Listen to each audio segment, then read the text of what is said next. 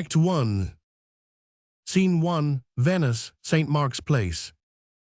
Various groups of nobles, citizens, merchants, foreigners, water carriers, flower girls, and pass and repass. Procession of the Doge in state across the square. Antonio, Salarino, and Salino come forward. And, in sooth, I know not why I am so sad. It wearies me, you say it wearies you. But how I caught it, found it, or came by it.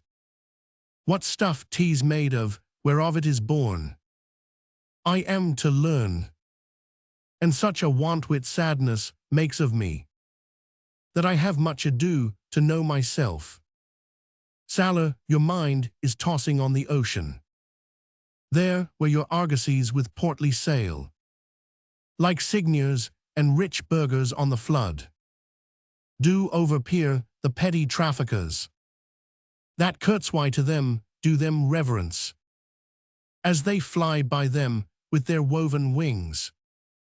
Sal, believe me, sir, had I such venture forth, the better part of my affections would be with my hopes abroad. I should be still, plucking the grass to know where sits the wind, peering in maps for ports and piers and roads, and every object that might make me fear.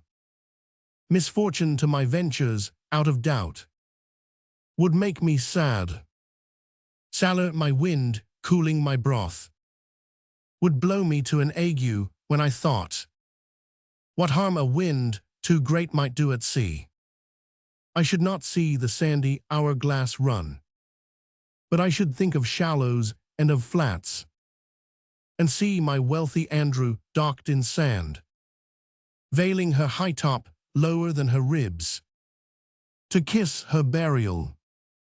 Shall I have the thought to think on this, and shall I lack the thought that such a thing, bechanked, would make me sad? But tell not me, I know Antonio is sad to think upon his merchandise. And, believe me, no, I thank my fortune for it.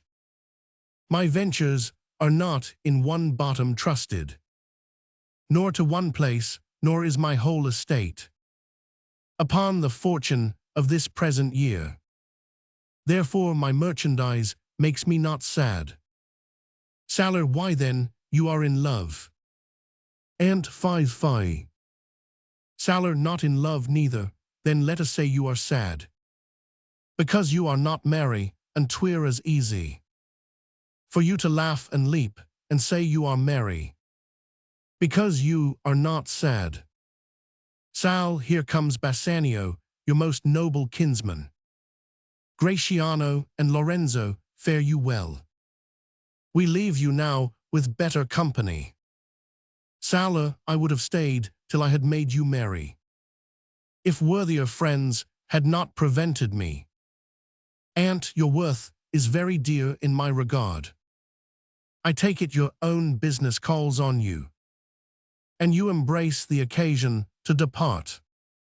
Enter Bassanio, Lorenzo, and Gratino. Sailor, good morrow, my good lords. Bars, good Cygners both, when shall we laugh, say when? You grow exceeding strange, must it be so? Sailor, we'll make our leisures to attend on yours. Exeunt Salarino and Salino. Lord, my lord Bassanio, since you have found Antonio, we too will leave you, but at dinner time. I pray you have in mind where we must meet. Bars, I will not fail you. Gra, you look not well, Signor Antonio. You have too much respect upon the world. They lose it that do buy it with much care. Believe me, you are marvelously changed. Aunt, I hold the world, but as the world, Gratiano. A stage where every man must play a part, and mine a sad one. Gra, let me play the fools. With mirth and laughter let old wrinkles come, and let my liver rather heat with wine than my heart cool with mortifying groans. Why should a man, whose blood is warm within, sit like his grandsire, cut in alabaster, sleep when he wakes, and creep into the jaundice? By being peevish, I tell thee what, Antonio, I love thee, and it is my love that speaks. There are a sort of men, whose visages do cream and mantle like a standing pond, and do a wilful stillness entertain, with purpose to be dressed in an opinion of wisdom, gravity, profound conceit, as who should say, I am Sir Oracle, and when I ope my lips, let no dog bark. O my Antonio, I do know of these, that therefore only are reputed wise, for saying nothing when I am very sure. If they should speak, 'twould almost damn those ears, which hearing them would call their brothers fools. I'll tell thee more of this another time, but fish not with this melancholy bait. For this fool gudgeon, this opinion. Come, good Lorenzo, fare ye well a while. I'll end my exhortation after dinner. Lor, well, we will leave you then till dinner time. I must be one of these same dumb wise men, for Gratiano never lets me speak. Well, keep me company but 2 years more. Thou shalt not know the sound of thine own tongue. And farewell, I'll grow a talker for this gear. Thanks, I faith, for silence is only commendable in a neat's tongue dried, and a maid not vendible. Exeunt Gratino and Lorenzo. And is that anything now? Baz, Gratiano speaks an infinite deal of nothing, more than any man in all Venice. His reasons are as 2 grains of wheat hid in 2 bushels of chaff. You shall seek all day ere you find them, and when you have them, they are not worth the search. Aunt, well, tell me now, what lady is the same, to whom you swore a secret pilgrimage, that you today promised to tell me of? Baz, 'tis not unknown to you, Antonio, how much I have disabled mine estate, by something showing a more swelling port than my faint means would grant continuance. To you, Antonio, I owe the most in money and in love, and from your love I have a warranty to unburthen all my plots and purposes, how to get clear of all the debts I owe. And I pray you, good Bassanio, let me know it, and if it stand, as you yourself still do, within the eye of honor, be assured, my purse, my person, my extremest means, lie all unlocked to your occasions.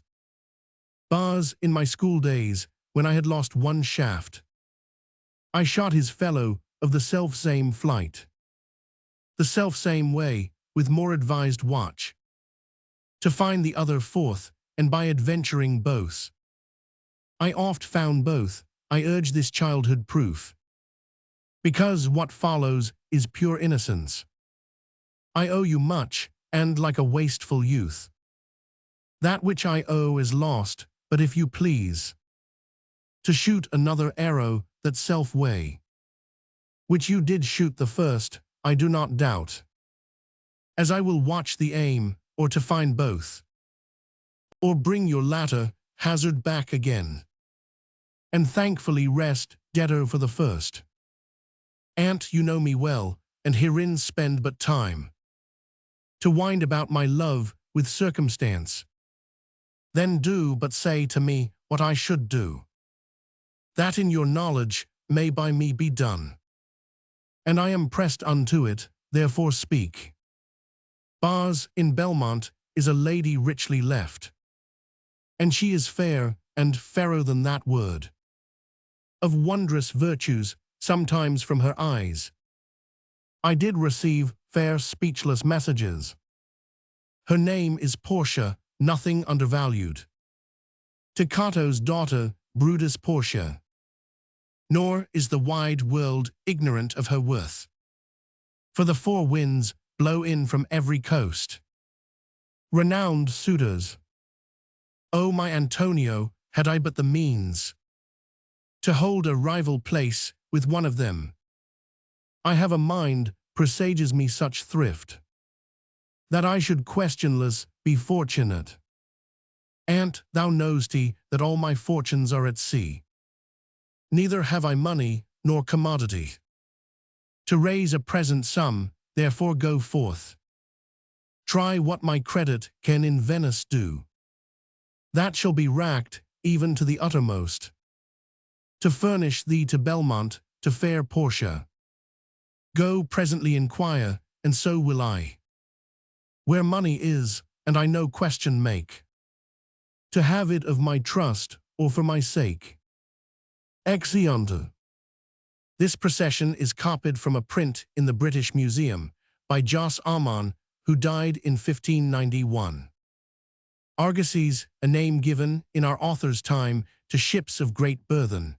The name is supposed by some to be derived from the classical ship, Argo, as a vessel eminently famous. Plucking by holding up the grass, or any light body that will bend by a gentle blast, the direction of the wind is found. My wealthy Andrew, the name of the ship. Veiling her high top, to veil is to lower or let fall.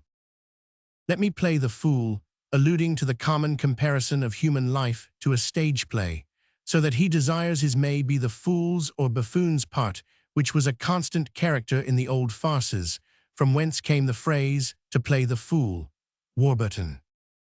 Whose visages do cream, the poet here alludes to the manner in which the film extends itself over milk in scalding, and he had the same appearance in his eye when writing a foregoing line. With mirth and laughter let old wrinkles come. Henley. A wilful stillness entertain, id est, an obstinate silence. Let no dog bark, this seems to be a proverbial expression.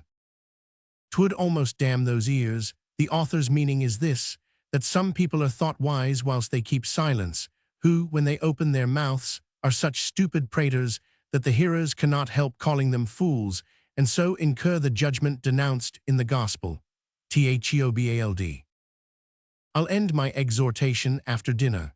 The humor of this consists in its being an allusion to the practice of the Puritan preachers of those times, who being generally very long and tedious, were often forced to put off that part of their sermon called the exhortation, till after dinner. Warburton. For this gear, a colloquial expression, meaning for this matter. In a neat's tongue dried, neat, horned cattle of the ox species. A more swelling port, in the present instance, comprehends the idea of expensive equipage and external pomp of appearance. Scene 2, Belmont, a room in Portia's house. Enter Portia and Nerissa.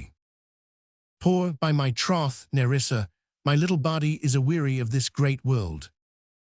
You would be, sweet madam, if your miseries were in the same abundance as your good fortunes are, and yet, for aught I see, they are as sick that surfeit with too much, as they that starve with nothing.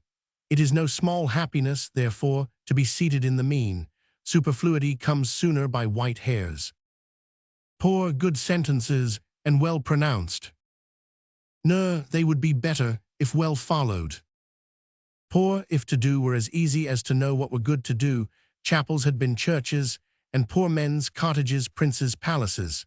It is a good divine that follows his own instructions. I can easier teach 20 what were good to be done, than be one of the 20 to follow mine own teaching. But this reasoning is not in the fashion to choose me a husband. O me, the word choose, I may neither choose whom I would, nor refuse whom I dislike, so is the will of a living daughter curbed by the will of a dead father. Is it not hard, Nerissa, that I cannot choose one, nor refuse none? Your father was ever virtuous, and holy men at their death have good inspirations. Therefore, the lottery that he hath devised in these 3 chests, of gold, silver, and lead, whereof who chooses his meaning chooses you, will, no doubt, never be chosen by any rightly, but one who you shall rightly love. But what warmth is there in your affection towards any of these princely suitors that are already come? Poor, I pray thee, overname them, and as thou namest them, I will describe them, and according to my description level at my affection. No, first, there is the Neapolitan prince. Poor, aye, that's a colt, indeed, for he doth nothing but talk of his horse, and he makes it a great approbation of his own good parts that he can shew him himself. No, then, is there the County Palatine. Poor, he doth nothing but frown, as who should say, and you will not have me choose, he hears merry tales and smiles not. I fear he will prove the weeping philosopher when he grows old, being so full of unmannerly sadness in his youth. I had rather to be married to a death's head with a bone in his mouth than to either of these. Heaven defend me from these two. No, how say you by the French lord, Monsieur Le Bon? Poor, heaven made him, and therefore let him pass for a man. No, how like you the young German, the Duke of Saxony's nephew? Poor, very vilely in the morning, when he is sober, and most vilely in the afternoon, when he is drunk. When he is best, he is a little worse than a man, and when he is worst, he is little better than a beast. And the worst fall that ever fell, I hope I shall make shift to go without him. No, if he should offer to choose, and choose the right casket, you should refuse to perform your father's will if you should refuse to accept him. Poor, therefore, for fear of the worst, I pray thee set a deep glass of Rhenish wine on the contrary casket, for, if the devil be within, and that temptation without, I know he will choose it. No, you need not fear, lady, the having any of these lords. They have acquainted me with their determinations, which is, indeed, to return to their home, and to trouble you with no more suit, unless you may be won by some other sort than your father's imposition, depending on the caskets. Poor, I am glad this parcel of wooers are so reasonable, for there is not one among them but I dote on his very absence, and I wish them a fair departure. No, do you not remember, lady, in your father's time, a Venetian, a scholar, and a soldier, that came hither in company of the Marquis of Montferrat? Poor, yes, it was Bassanio, as I think so was he called. No, true, madam, he, of all the men that ever my foolish eyes looked upon, was the best deserving a fair lady. Poor, I remember him well, and I remember him worthy of thy praise. How now, what news? Enter Balthazar. Sir, the 4 strangers seek you, madam, to take their leave, and there is a forerunner come from a 5th, the Prince of Morocco, who brings word the prince, his master, will be here tonight. Poor, if I could bid the 5th welcome with so good heart, as I can bid the other 4 farewell, I should be glad of his approach. Come, Nerissa, Sirrah, go before. Whiles we shut the gate upon one wooer, another knocks at the door. Exeunt. I am pressed unto it, ready. Sometimes from her eyes, in Old English, sometimes is synonymous with formerly, id est, some time ago, at a certain time. It appears by the subsequent scene that Bassanio was at Belmont with the Marquis de Montferrat and saw Portia in her father's lifetime. Superfluity comes sooner by white hairs, id est, superfluity sooner acquires white hairs, becomes old. We still say, how did he come by it, malone. The Neapolitan prince. The Neapolitans in the time of Shakespeare were eminently skilled in all that belonged to horsemanship. That's a colt indeed, for he doth nothing but talk of his horse. Colt is used for a restless, heady, gay youngster, whence the phrase used of an old man too juvenile that he still retains his colt's tooth. Johnson. The County Palatine. Shakespeare has more allusions to particular facts and persons than his readers commonly suppose. The count here mentioned was, perhaps, Albertus Alasco, a Polish Palatine who visited England in our author's lifetime, was eagerly caressed and splendidly entertained, but running in debt, at last stole away and endeavored to repair his fortune by enchantment. Johnson. County and count in old language were synonymous. The Count Albertus Alasco was in London in 1583. The young German, the Duke of Saxony's nephew. In Shakespeare's time, the Duke of Bavaria visited London and was made Knight of the Garter. Perhaps in this enumeration of Portia's suitors, there may be some covert allusion to those of Queen Elizabeth. Johnson. Scene 3. The merchants' exchange on the Rialto Island. See San Jacopo, the most ancient church in Venice, occupies one side of the square. Enter Bassanio and Shylock. Shy 3,000 ducats, well. Bars I, sir, for 3 months. Shy for 3 months, well. Bars for the which, as I told you, Antonio shall be bound. Shy Antonio shall become bound, well. Bars may you stead me, will you pleasure me, shall I know your answer. Shy 3,000 ducats for 3 months, and Antonio bound. Bars your answer to that. Shy Antonio is a good man. Bars, have you heard any imputation to the contrary? Shy, oh no, no, no, no. My meaning in saying he is a good man is, to have you understand me that he is sufficient, yet his means are in supposition. He hath an argosy bound to Tripolis, another to the Indies. I understand, moreover, upon the Rialto, he hath a third at Mexico, a fourth for England, and other ventures he hath squandered abroad. Bars, be assured you may. Shy, I will be assured I may, and that I may be assured I will bethink me. May I speak with Antonio? Bars, if it please you to dine with us. Shy, yes, to smell pork, to eat of the habitation which your prophet, the Nazarite, conjured the devil into.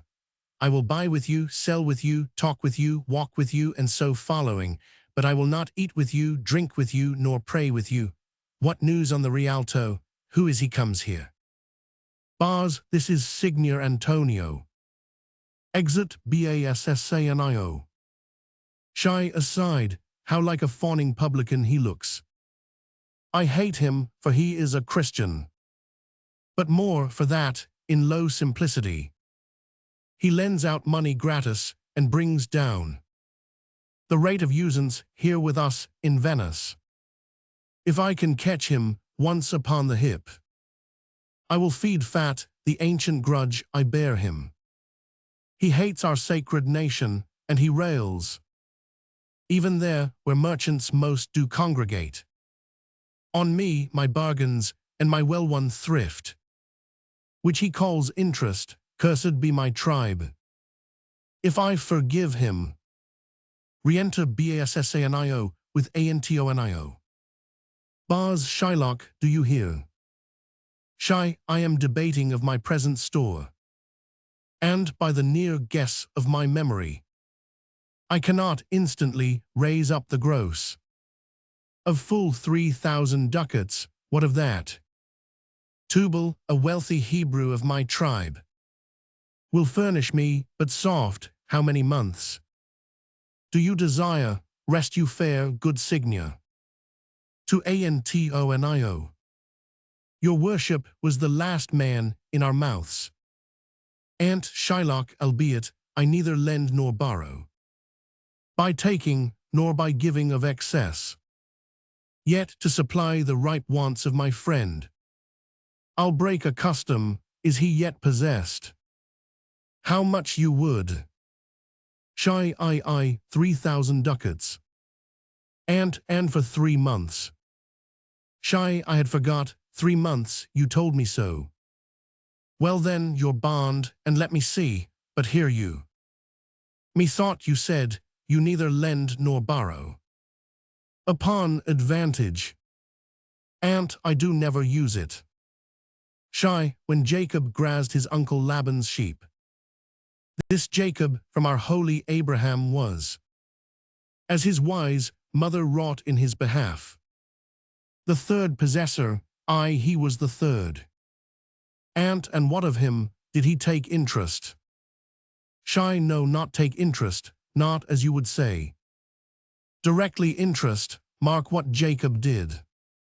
When Laban and himself were compromised, that all the eanlings which were streaked and pied should fall as Jacob's hire.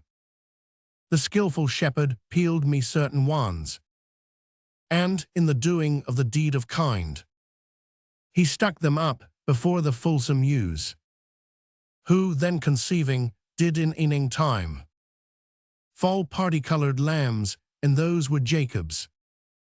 This was a way to thrive, and he was blessed. And thrift is blessing, if men steal it not. And this was a venture, sir, that Jacob served for. A thing not in his power to bring to pass, but swayed and fashioned by the hand of heaven. Was this inserted to make interest good? Or is your gold and silver ewes and rams? Shy, I cannot tell, I make it breed as fast. And mark you this, Bassanio.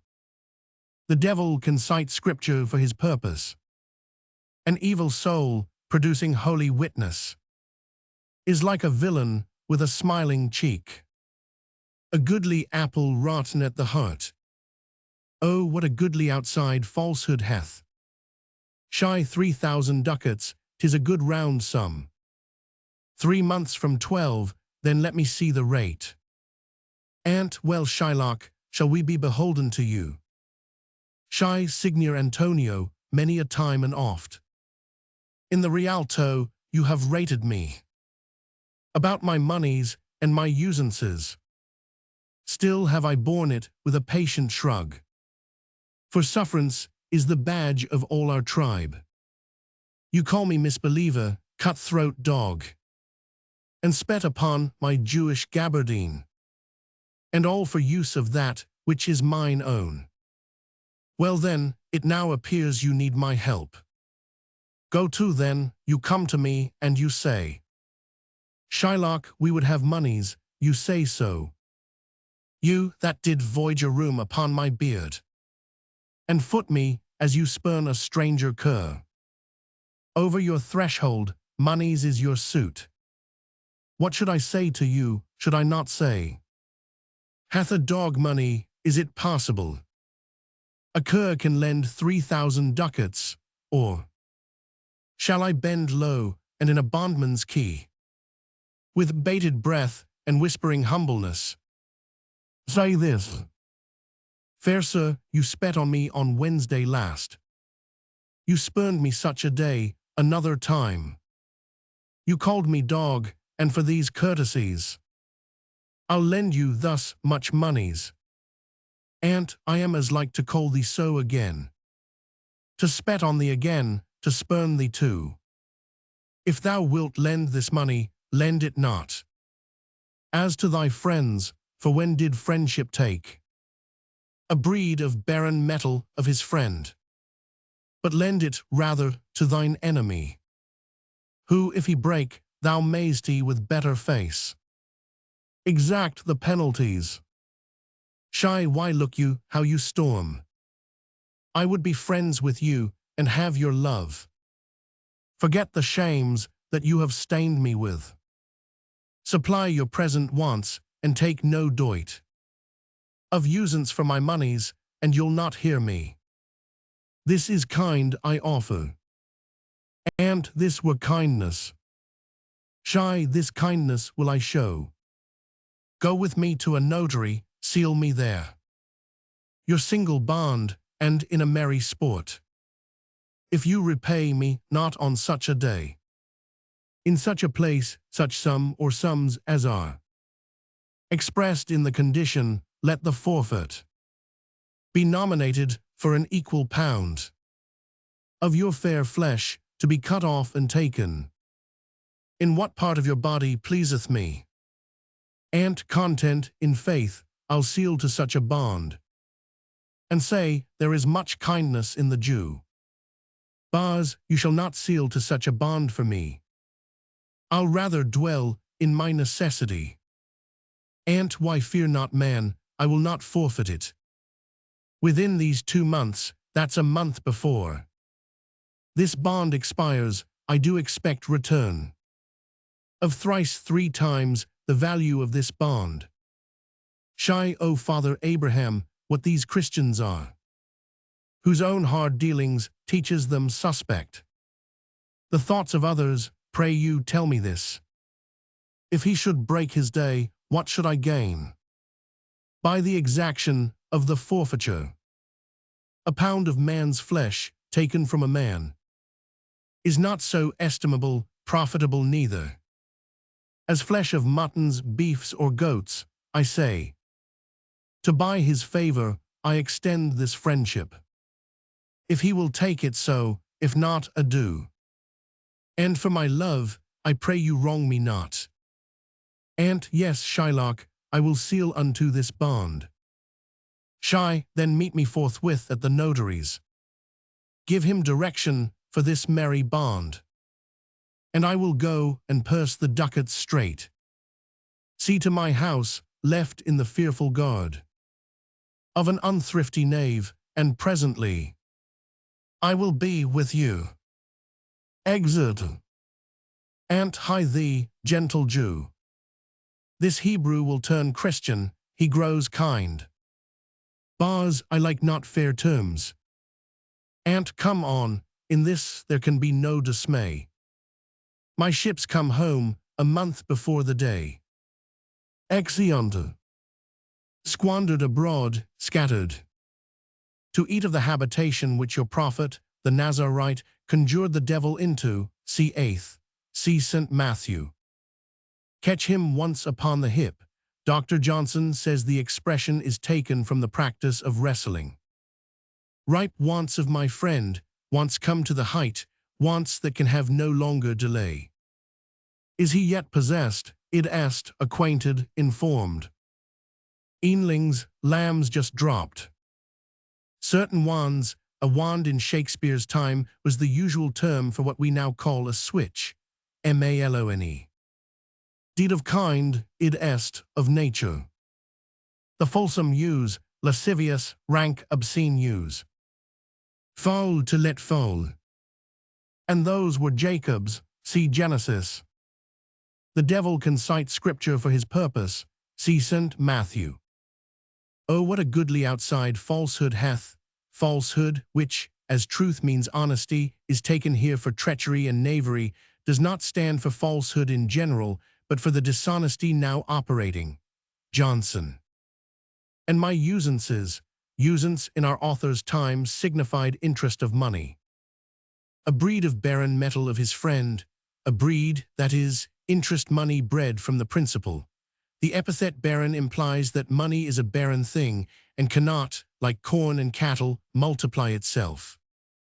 Dwell, continue. Fearful guard, a guard not to be trusted, but gives cause of fear. I like not fair terms, kind words, good language. Scene 4, Saloon of the Caskets in Portia's house at Belmont. Flourish of cornets. Enter the Prince of Morocco and his train, Portia, Nerissa, and other of her attendants. More mislike me not for my complexion. The shadowed livery of the burning sun, to whom I am a neighbor and near bred. Bring me the fairest creature northward born, where Phoebus' fire scarce thaws the icicles. And let us make incision for your love, to prove whose blood is reddest, his or mine.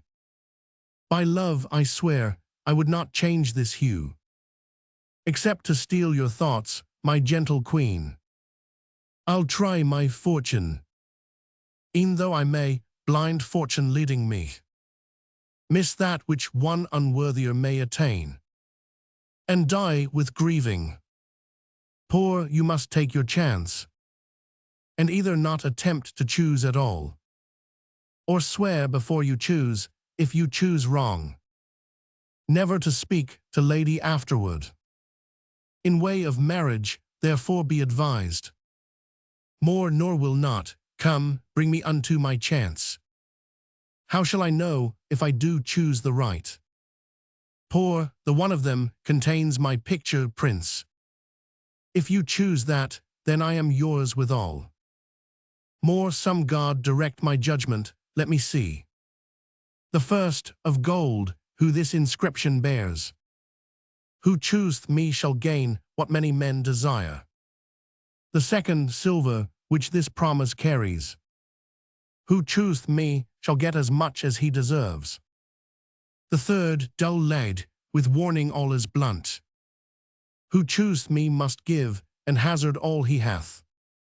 One of these three contains her heavenly picture. Is't like that laid contains her, twere perdition. To think so base a thought. Or shall I think in silver she's immured, being 10 times undervalued to tried gold? O sinful thought, never so rich a gem was set in worse than gold. Deliver me the key. Here do I choose, and thrive I as I may. Poor there take it, prince, and if my form lie there, then I am yours. He unlocks the golden casket. More, what have we here? A carrion death, within whose empty eye there is a written scroll. I'll read the writing. All that glitters is not gold. Often have you heard that told. Had you been as wise as bold, young in limbs, in judgment old, your answer had not been inscrawled. Fare you well, your suit is cold. Cold indeed, and labor lost. Then farewell heat, and welcome frost, Portia. Adieu, I have too grieved a heart to take a tedious leave, thus losers part. Poor, a gentle riddance, go. Let all of his complexion choose me so. End of ACT first. Whose blood is reddest, his or mine? Red blood is a traditionary sign of courage, as cowards are said to have livers as white as milk. It is customary in the East for lovers to testify the violence of their passion by cutting themselves in the sight of their mistresses. Picartis, religious ceremonies. Therefore be advised, therefore be not precipitant, consider well what you are about to do. With warning all as blunt, that is, as gross as the dull metal. Historical notes to ACT first. The foundation of Venice is attributed to the inhabitants of the surrounding districts, who fled from the cruelty of Attila, king of the Huns, and took refuge among the islets at the mouth of the Brenta. Here, about the middle of the 5th century, they founded 2 small towns, called Rivolto and Malmaco, and being in a manner shut out from all other modes of employment, naturally devoted themselves to commerce. In this way they soon became prosperous, and their numbers increased so rapidly that in the year 697 they made application to the emperor to be elected into a body politic, and obtained authority to elect a chief, to whom they gave the name of duke or doge. The town, continuing to increase, gradually extended its buildings to the adjacent islands, and at the same time acquired considerable tracts of territory on the mainland, then inhabited by the Veneti, from whence the rising city is supposed to have borrowed its name of Venetia or Venice. This is the heart of Venice, and is one of the most imposing architectural objects in Europe. 3 of the sides are occupied by ranges of lofty buildings, which are connected by a succession of covered walk, or arcades. The Church of St. Mark, founded in the year 828, closes up the square on the east. The lofty campanile, or bell tower, over 300 feet in height, was begun and finished in 1155. In the reign of Justiniani Participazio, the son and successor of Angelo, undistinguished by events of more important character, the Venetians became possessed of the relics of that saint to whom they ever afterwards appealed as the great patron of their state and city. These remains were obtained from Alexandria by a pious stratagem, at a time when the church wherein they were originally deposited was about to be destroyed, in order that its rich marbles might be applied to the decoration of a palace. At that fortunate season, some Venetian ships, it is said no less than 10, a fact proving the prosperous extent of their early commerce, happened to be trading in that port, and their captains, though not without much difficulty, succeeded in obtaining from the priests, who had the custody of the holy treasure, its deliverance into their hands, in order that it might escape profanation. It was necessary, however, that this transfer should be made in secrecy, for we are assured by Shylock, who relates the occurrence minutely, that the miracles which had been daily wrought at the saint's shrine had strongly attached the populace to his memory. The priests carefully opened the cerements in which the body was enveloped, and considering, doubtless, that one dead saint possessed no less intrinsic virtue and value than another, they very adroitly substituted the corpse of a female star, Claudia, in the folds which had been occupied by that of St. Mark, but they had widely erred in their graduation of the scale of beatitude. So great was the odor of superior sanctity that a rich perfume diffused itself through the church at the moment at which the grave clothes of the evangelist were disturbed, and the holy robbery was well nigh betrayed to the eager crowd of worshippers, who, attracted by the sweet smell, thronged to inspect the relics and to ascertain their safety. After examination, they retired, satisfied that their favorite saint was inviolate, for the slit which the priests had made in his cerements was behind and out of sight. But the Venetians still had to protect the embarkation of their prize. For this purpose, effectually to prevent all chance of search, they placed the body in a large basket stuffed with herbs and covered with joints of pork. The porters who bore it were instructed to cry loudly, "Consri consia." This ancient exchange, where merchants most do congregate, is situated on the Rialto Island, its name being derived from Riva Alta, high shore. It is a square in the immediate vicinity of the Rialto Bridge and contains the church of San Jacopo, the first sacred edifice built in Venice. The original church was erected in the year 421 and the present building in 1194 and was restored in 1531.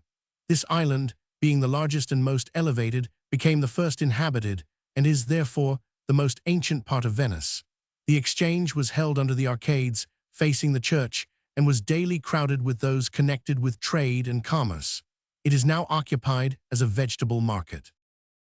Veselio informs us that the Jews of Venice differed in nothing, as far as regarded dress, from Venetians of the same occupation, with the exception of a yellow or orange tawny-colored bonnet, which they were compelled to wear by order of government.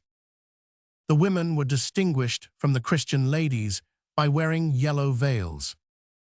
Shakespeare is supposed to have taken the name of his Jew from an old pamphlet entitled Caleb Shylock, his prophecy, or the Jew's prediction. He lends out money gratis and brings down the rate of usance here with us in Venice.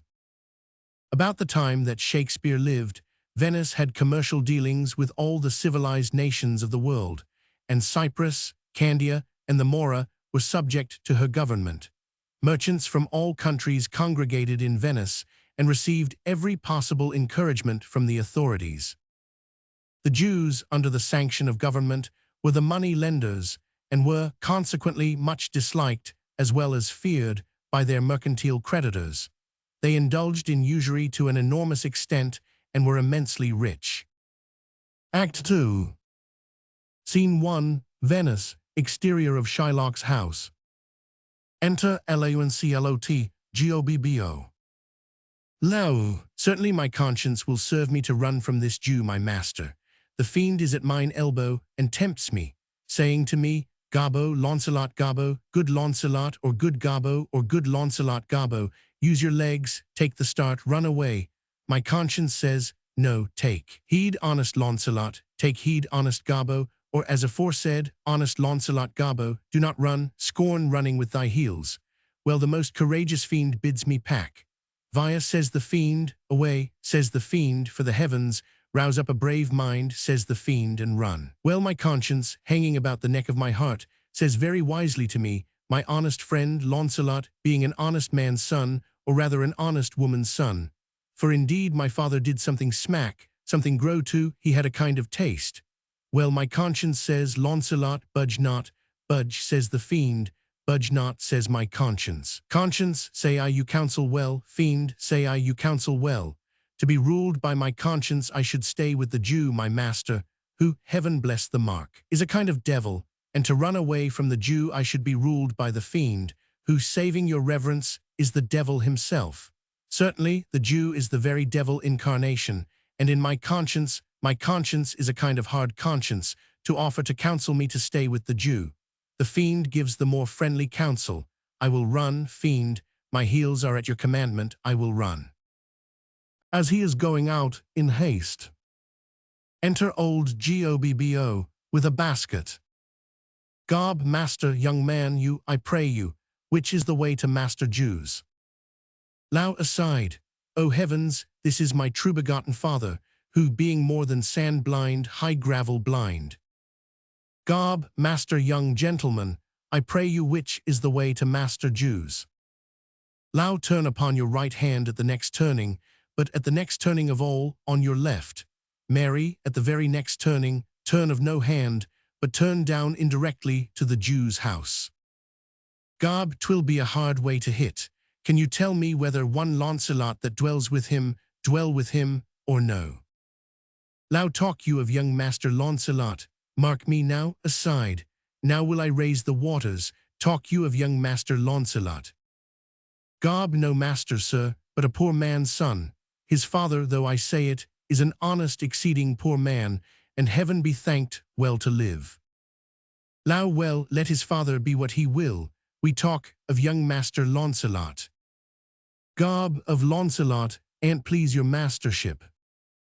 Lao, ergo master Launcelot, talk not of master Launcelot, father, for the young gentleman, according to fates and destinies, and such odd sayings, the sisters three, and such branches of learning, is indeed deceased, or, as you would say in plain terms, gone to heaven. Gob, Mary, heaven forbid, the boy was the very staff of my age, my very prop. Lao, do I look like a cudgel, or a hovel post, a staff, or a prop? Do you know me, father? Gob, alack the day, I know you not, young gentleman, but I pray you tell me, is my boy, rest his soul, alive or dead? Lao, do you not know me, father? Gob, alack, sir, I am sand-blind, I know you not. Lao, nay, indeed, if you had your eyes, you might fail of the knowing me. It is a wise father that knows his own child. Well, old man, I will tell you news of your son. Give me your blessing. Kneels. Truth will come to light. Murder cannot be hid long. A man's son may, but in the end truth will out. Gob, pray you, sir, stand up. I am sure you are not Launcelot, my boy. Lao, pray you, let's have no more fooling about it, but give me your blessing. I am Launcelot, your boy that was, your son that is, your child that shall be. Gob, I cannot think you are my son. Lao, I know not what I shall think of that, but I am Launcelot, the Jew's man, and I am sure Marjorie, your wife, is my mother. Gob, her name is Marjorie, indeed. I'll be sworn if thou be Launcelot, thou art mine own flesh and blood. What a beard hast thou got? Thou hast got more hair on thy chin than Dobbin, my Phil horse, has on his tail.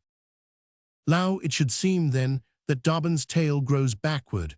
I am sure he had more hair of his tail than I have of my face, when I last saw him. Gob, Lord, how art thou changed? How dost thou and thy master agree? I have brought him a present. Lao rises, give him a present, give him a halter, I am famished in his service. You may tell every finger I have with my ribs. Father, I am glad you are come. Give me your present to one Master Bassanio, who indeed gives rare new liveries. If I serve not him, I will run as far as heaven has any ground. O rare fortune, here comes the man, to him, father, for I am a Jew if I serve the Jew any longer. Enter Bassanio, with Leonardo and Stpachano. Bars, see these letters delivered, put the liveries to making, and desire Gratiano to come anon to my lodging. Exit a servant. Loud to him, father. Gob, heaven bless your worship. Bars, gramercy, wouldst thou aught with me? Gob, here's my son, sir, a poor boy. Lao, not a poor boy, sir, but the rich Jew's man, that would, sir, as my father shall specify. Gob, he hath a great infection, sir, as one would say, to serve. Lao, indeed, the short and the long is, I serve the Jew, and have a desire as my father shall specify. Gob, his master and he, saving your worship's reverence, are scarce cater cousins. Lao, to be brief, the very truth is, that the Jew having done me wrong, doth cause me, as my father being I hope an old man, shall fruitify unto you. Gob, I have here a dish of doves that I would bestow upon your worship, and my suit is.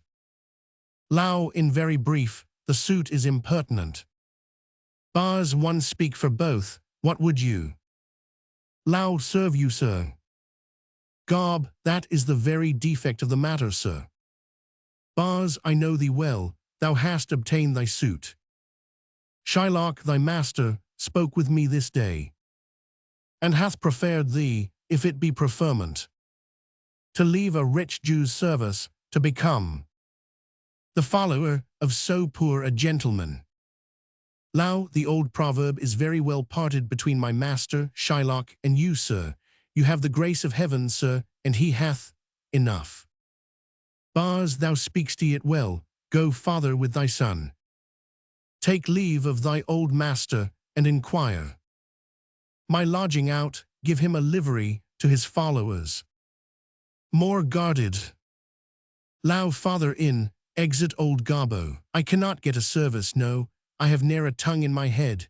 Well, looking on his palm, if any man in Italy have a fairer table, which doth offer to swear upon a book, I shall have good fortune. Go to, here's a simple line of life. Here's a small trifle of wives. Alas, 15 wives is nothing, 11 widows and 9 maids is a simple coming in for one man, and then, to scape drowning thrice, and to be in peril of my life with the edge of a feather bed, here are simple scapes. Well, if fortune be a woman, she's a good wench for this gear. I'll take my leave of the Jew in the twinkling of an eye. Exit LAUNCLOT. Bars, I pray thee, good Leonardo, think on this. These things being bought and orderly bestowed, return in haste, for I do feast tonight my best esteemed acquaintance. Hie thee, go. Leo, my best endeavors shall be done herein. Enter GRATINO. Gra, where is your master? Leo, yonder, sir, he walks. Gra signia Bassanio. Bars, Gratiano. Gra, I have a suit to you. Bars, you have obtained it. Gra, you must not deny me, I must go with you to Belmont. Bars, why then you must, but hear thee, Gratiano.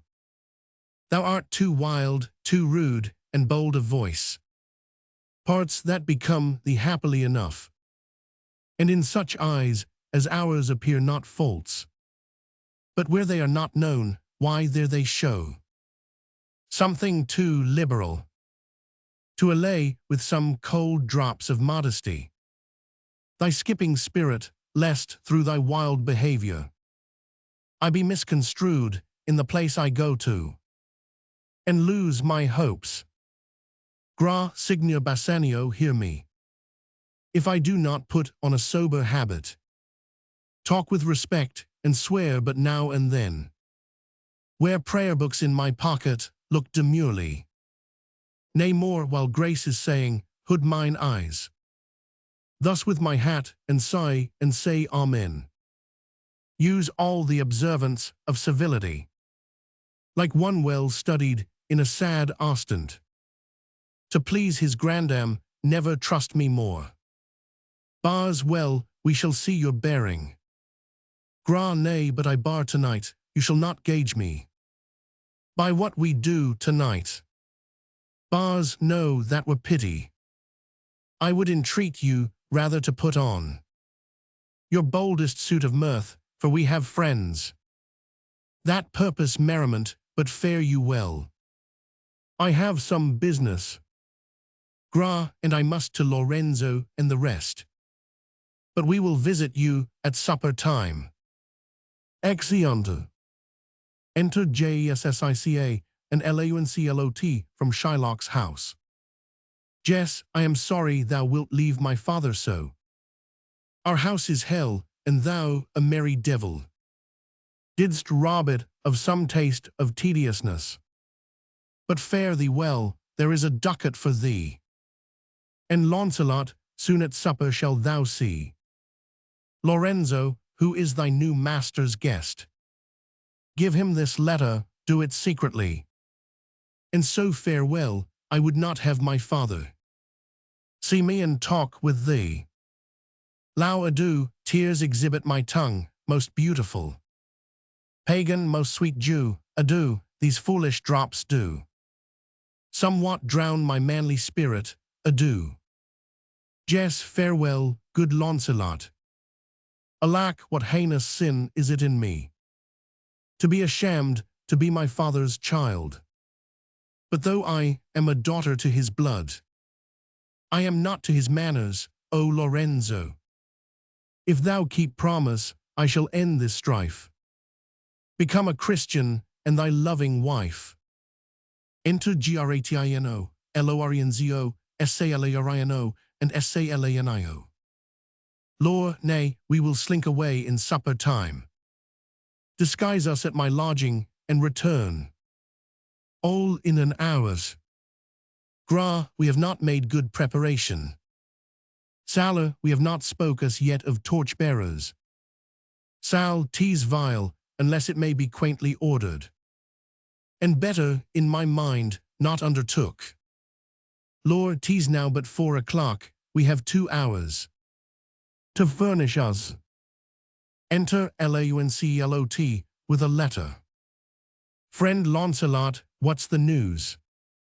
Lau, and it shall please you to break up this, it shall seem to signify. Lore, I know the hand, in faith, 'tis a fair hand. And whiter than the paper it writ on. Is the fair hand that writ? Love news, in faith. Lau, by your leave, sir. Lore, whither goest thou? Lau, merry sir, to bid my old master the Jew to sup tonight with my new master the Christian. Lore, hold here, take this, tell gentle Jessica, I will not fail her, speak it privately, go. Exit Launcelot into house. Gentlemen, will you prepare you for this mask tonight? I am provided of a torch-bearer. Salar, I marry, I'll be gone about it straight. Sal, and so will I. Lore, meet me and Gratiana. At Gratiano's, lodging some hour hence. Salar, 'tis good we do so. Was not that letter from fair Jessica? Lore, I must needs tell thee all, she hath directed. How I shall take her from her father's house. What gold and jewels she is furnished with. Come, go with me, peruse this as thou goest. Fair Jessica shall be my torch-bearer. Enter Shylock and Launcelot from house. Shy, well thou shalt see, thy eyes shall be thy judge. The difference of old Shylock and Bassanio. What, Jessica, thou shalt not gourmandize. As thou hast done with me, what, Jessica? And sleep and snore and rend apparel out. Why, Jessica, I say. Lau, why, Jessica? Shy, who bids thee call? I do not bid thee call. Lau, your worship was wont to tell me I could do nothing without bidding. Enter Jessica. Jess, call you, what is your will? Shy, I am bid forth to supper. There are my keys, but wherefore should I go? I am not bid for love, they flatter me. But yet I'll go in hate, to feed upon the prodigal Christian, Jessica, my girl. Look to my house, I am right loath to go. There is some ill a-brewing towards my rest. For I did dream of money bags tonight. Lau, I beseech you, sir, go, my young master doth expect your reproach. Shy, so do I his. Lau, and they have conspired together, I will not say you shall see a mask, but if you do, then it was not for nothing that my nose fell a-bleeding on Black Monday last, at 6 o'clock in the morning, falling out that year on Ash Wednesday was 4 year in the afternoon. Shy, what are their masks? Hear you me, Jessica? Lock up my doors, and when you hear the drum, and the vile squeaking of the wry-necked fife, clamber not you up to the casements then, nor thrust your head into the public street, to gaze on Christian fools with varnished faces. But stop my house's ears, I mean my casements. Let not the sound of shallow foppery enter. My sober house, by Jacob's staff I swear. I have no mind of feasting forth tonight. But I will go you before me, Sirrah. Say, I will come. Lau, I will go before, sir. Mistress, look out at window for all this. There will come a Christian by. Will be worth a Jewess eye. Exit Launcelot. Shy, what says that fool of Hagar's offspring, ha? Jess, his words were, farewell, mistress, nothing else. Shy, the patch is kind enough. Snail slow in profit, and he sleeps by day. More than the wild cat, drones hive not with me. Therefore I part with him, and part with him. To one that I would have him help to waste. His borrowed purse, well, Jessica, go in. Perhaps I will return immediately. Do as I bid you. Shut doors after you, fast bind, fast find. A proverb, never stale in thrifty mind. Exit. Jess, farewell, and if my fortune be not crossed, I have a father, you a daughter lost. Enter Gratino and Salarino, masked. Gra, this is the penthouse, under which Lorenzo desired us to make stand. Sal, his hour is almost past. Gra, and it is marvel, he outdwells his hour. For lovers ever run before the clock. Sal, 10 times faster Venus pigeons fly. To seal love's bonds new made, than they are wont. To keep obliged faith unforfeited. Gra, that ever holds, who riseth from a feast. With that keen appetite that he sits down. Where is the horse that doth untread again his tedious measures with the unbated fire? That he did pace them first, all things that are with more spirit chaste than enjoyed. Enter Lorenzo. Sal, here comes Lorenzo. Lore, sweet friends, your patience for my long abode. Not I but my affairs have made you wait. When you shall please to play the thieves for wives, I'll watch as long for you then. Here dwells my father Jew. Glay. O happy fair. Your eyes are lodestars, and your tongue sweet air. More tunable than lark to shepherd's ear. When wheat is green, when hawthorn buds appear. Ho, who's within? Enter Jessica, above. Jess, who are you? Tell me for more certainty. Albeit I'll swear that I do know your tongue. Lord Lorenzo, and thy love. Jess, Lorenzo, certain, and my love indeed. For who love I so much, and now who knows? But you, Lorenzo, whether I am yours. Lord, heaven and thy thoughts are witness that thou art. Jess, here catch this casket, it is worth the pains. Lord, come, come at once. For the close night doth play the runaway. And we are stayed for at Bassanio's feast. Jess, I will make fast the doors and gild myself with some more ducats and be with you straight. Exit from above. Gra, now by my hood, a Gentile and no Jew. Lord, beshrew me, but I love her heartily. For she is wise, if I can judge of her. And fair she is, if that mine eyes be true. And true she is, as she hath proved herself. And therefore, like herself, wise, fair, and true, shall she be placed in my constant soul. Enter Jessica, below. What art thou come, on, gentlemen, away? Our masking mates by this time for a stay. Exeunt. Enter various parties of maskers, revellers, and see. End of second ACT. Historical notes to ACT second. Venice occupies 72 islands. There are 306 canals traversed by innumerable gondolas.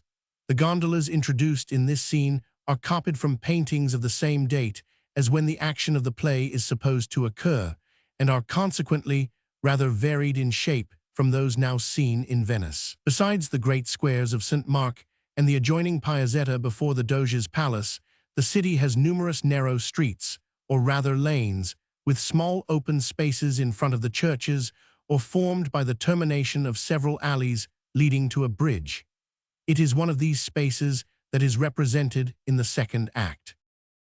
Black Monday is Easter Monday, and was so called on this occasion. In the 34th of Edward III, 1360, the 14th April, and the morrow after Easter Day, King Edward, with his host, lay before the city of Paris, which day was full dark of mist and hail, and so bitter cold that many men died on their horses' backs with the cold. Stow. Khanzu, Arab, a hog. A cape on the coast of Syria is named Ras el Khanzu, i.e. hogshead.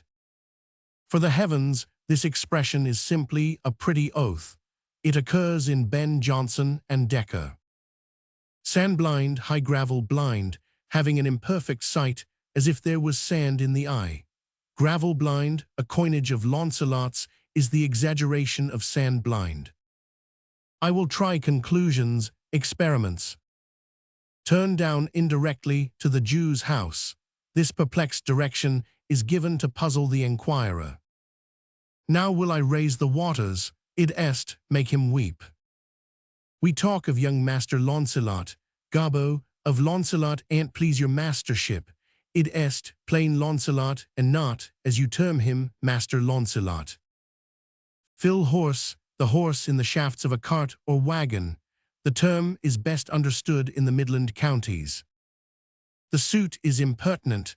Launcelot is a blunderer, as well as one who can play upon a word. Here he means pertinent. A livery more guarded, more ornamented. A fairer table. Table is the palm of the hand.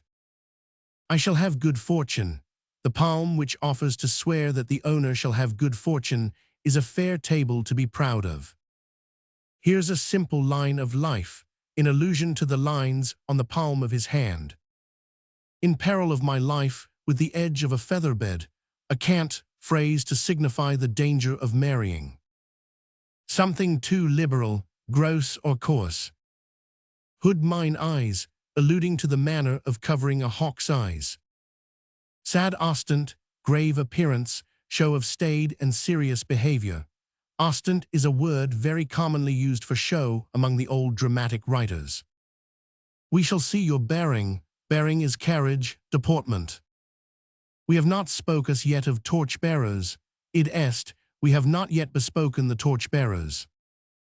To break up this, to break up was a term in carving. I am bid forth to supper, I am invited. To bid, in old language, meant to pray. To feed upon the prodigal Christian, the poet here means to heighten the malignity of Shylock's character by making him depart from his settled resolve of neither to eat, drink nor pray with Christians for the prosecution of his revenge. Nose fell a bleeding. Some superstitious belief was annexed to the accident of bleeding at the nose. Wry-necked fife, the upper part or mouthpiece resembling the beak of a bird. Worth a Jew's eye. It's worth a Jew's eye is a proverbial phrase. The patch is kind enough. Patch is the name of a fool, probably in allusion to his patched or party-colored dress. Sung by Miss Poole, Miss Leffler, and Mr. Wallwrth. The words are from Midsummer Night's Dream, Act I, Scene 1. A Gentile and no Jew. A jest arising from the ambiguity of Gentile, which signifies both a heathen and one well-born. Act 3. Scene 1. Saloon of the Caskets in Portia's house at Belmont. Enter Nerissa with servants.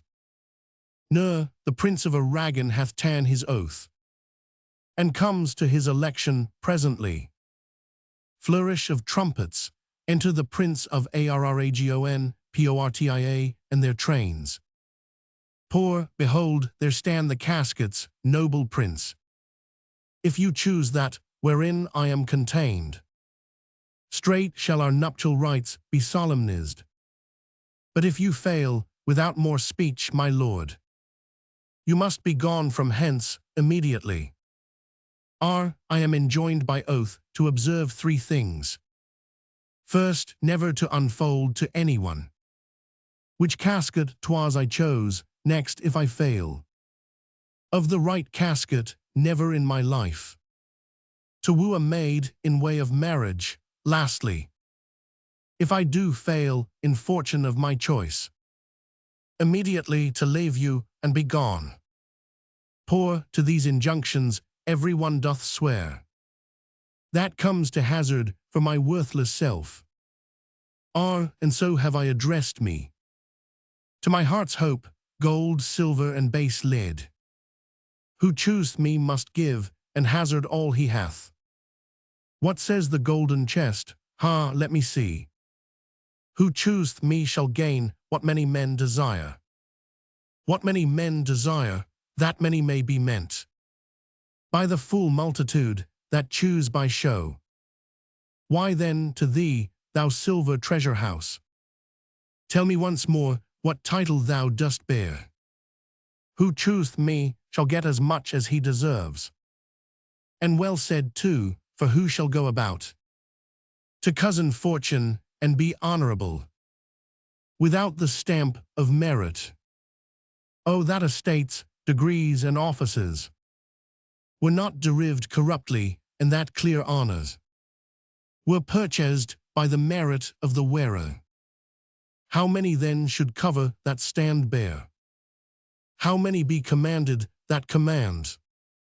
And how much honor, picked from the chaff and ruin of the times, to be new varnished, well, but to my choice. Who chooseth me shall get as much as he deserves. I will assume desert, give me a key for this, and instantly unlock my fortunes here. Poor, too long a pause for that which you find there. What's here? The portrait of a blinking idiot. Presenting me a schedule, I will read it. Some there be that shadows kiss. Such have but a shadow's bliss. There be fools alive, I wise. Silvered o'er, and so was this.